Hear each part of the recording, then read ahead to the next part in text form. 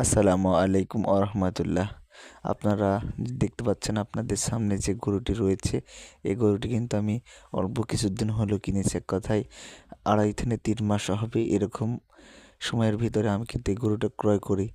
এই গরুটা ক্রয় করি হচ্ছে বামুনদের হাট থেকে। এই গরুটার দাম আমি যখন ক্রয় করি তখন দাম ছিল হচ্ছে 39,000 টাকা। তো যাই হোক, এই গরুটা 2.5 থেকে 3 মাস লালন পালন করার পরে আমি কিন্তু বিক্রি করে দিই। তো এখন বিক্রি করে দিচ্ছে হচ্ছে 56,000 টাকা দিয়ে। এই গরুটা হচ্ছে 56,000 টাকা দিয়ে আমি বিক্রয় করে দিচ্ছি। তো এই গরুটি বিক্রি করে দিচ্ছি একটি কারণে, সেটা হচ্ছে আপনাদের গোয়ালে বা আপনাদের খামারে এরকম গরু থাকতে পারে।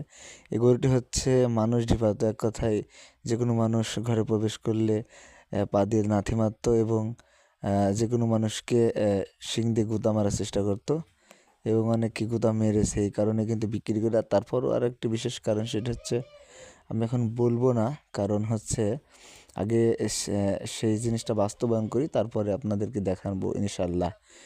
তো এই গরুটা কিন্তু হচ্ছে কোয়ালিটি অনেক ভালো ছিল এবং পোষার জন্য ভালো, কিন্তু গরুটি গোয়াল থেকে, এক কথায় গোয়ালে লালন পালন করলে অনেক রিস্ক ছিল এবং কি গোবর সাফ করার সময়ও কিন্তু নাথি মারতো এবং খাবার দেওয়ার সময়ও নাথি মারতো। এই জন্য কিন্তু আমরা বিক্রি করে দিলাম।